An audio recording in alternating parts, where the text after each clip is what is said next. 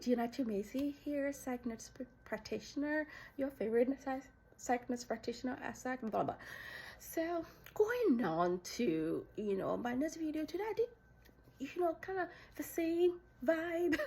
My last video before this was on finances and how to really find a way to kind of hone it, right? So some of the ways I mentioned in the video include my change in lip color. Just doing it because sometimes it gives you that energy that you need to do what you need to do to face it. So one of the things that I want to jump on to talk about in this video is about grief, right? So really grieving losses in our lives, because sometimes we think or have the perception that grief only comes in when you have lost a loved one who had moved on to the next world, right? In so many ways, yes, there's a lot of truth in that, but grief can also show up in many other ways as well, like losing a partner. It can be especially difficult when you lose a partner or even a child, or a job or a relationship, a friendship in regards to relationship wise, right? A sibling, could be a parent, a mom or dad who all of a sudden become distant or unavailable or absent, so to speak, or sometimes even absent while they're present physically but absent. That can spark grief. But if you don't know what grief looks like, and if you have ever lost someone like the typical way, like moved on to the next world, has gone on to be with the Lord, that feeling that can catch you unawares, where you're all of a sudden in a place. I have been in places where all of a sudden I just break out, especially as being an immigrant.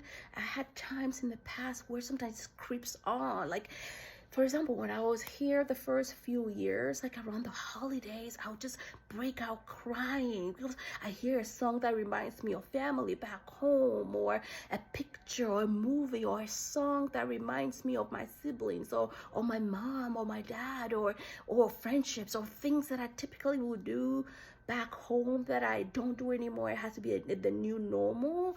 Or remember in my younger years when my parents and myself and my sibling used to be living in a whole different country from Ghana, where I spent most of my days, but we had lived in a different African country. I mean, sometimes Africa and many other parts of the world truly can become unstable government-wise. And I remember one of the times where we had moved from that country back to Ghana, my dad used to switch jobs as a teacher a lot. Like, he would go from one country to the other, so we used to move a lot. Even that was, it's trauma when children had to move and change schools a lot. Very traumatic for children, but we don't acknowledge that, really acknowledging it. But anyways, I remember one of the reasons why we moved from that country back to Ghana was we were attacked in the middle of the night. There was like gunshots breaking out. We had to sneak out. We had to run away and leave our dog. I named my current dog Hope because my dog at that time was Hope, and we're so attached to that dog, and we had to leave him because we couldn't fit him into the taxi that we quickly had to get into to run away. Our parents just like didn't even talk about it. We just kind of moved along, chugged on, came into Ghana, just in survival mode, just to keep going. And this survival mode and not acknowledging the trauma, the anxiety that can cause to a parent. Now I'm looking back to my parents and I have such empathy for them, because God knows what they might have been feeling through. They have 6 kids, run away from another country, no job. We live with family members, right? Adjusting a new normal. My dad with his ego, an African man, and having to start from scratch, looking for money. I just have so much empathy for my parents. My dad right now is such my good friend. I talk to him about everything. I talk to him about trauma. I talk to him about God. Through me, my dad has come to know the Lord. it wasn't really like that, like how, having belief, having hope, having faith in, God or the universe, whatever you believe in. It was just makes it so hard. And I'm so grateful, gratitude, even despite all these traumas from my past. But I say to say that, grief, trauma can also lead to those, grief feelings that you feel when you physically lose a person, not sleeping, restless, being startled easy. Sometimes even like people can be as traumatized as, hallucinating or seeing shadows. I've had in my practice seen all of it, all of it. Even being an ICU nurse for many years or working in the ER, I've seen patients suffer very traumatic incidences, that has left them crippled in grief, but they don't even know how to know this is grief. So we're talking about grief that comes from things like that. Small T, big trauma. I want to look at my notes so I don't forget. So it's not linear. Grief is never linear. It creeps on you unawares. Like I said, holidays, things that remind you of it. Having someone smell a certain way that brings back memory, a sound from the gunshot that I experienced, like in my case, or many other stories of people who have experienced big T trauma, from veterans to regular people, car accidents. Having gone through car accident myself, sometimes I avoid setting highways because I remember when I went into that accident, or I avoid highways sometimes, a lot of times, because of the car accident, because of the fear of, is it going to happen again? And you're hyper vigilant all the time.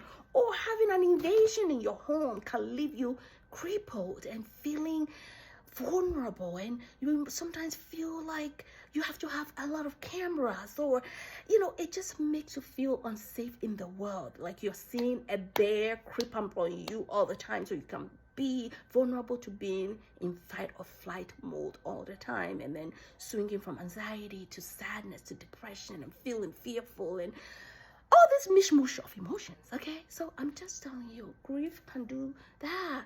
From those things I described to feeling rejected from a partner can spark grief. Being rejected from a child, a teenager, a young adult that you're raising, who are now finding their own, and they might seem to be rejecting you as a parent, And anger can be one of the things that can harbor from trauma, and people present anger in different ways, explosive or internalized, and do different things like checking out, especially men, when they get angry or they have history of trauma, they might numb with substances, or they might go into the cave, or they might check out or even move out, or, sometimes they use negative coping stuff like using silent treatment or stonewalling, but that's the other way to stay in their bubble to feel safe because their own trauma. But sometimes men or our kings, our black and brown kings, sometimes, a lot of times, they don't want to acknowledge their traumas or their anxieties or their, molestation, even with our boys or our guys, that leads them to have this trauma that's buried but shows up in different ways in their lives. It's a lot to unpack. So my point to say that grief can show up in different ways like that, right? Children leaving the home to college can spark grief. Empty nesters can feel grief, crying, sad.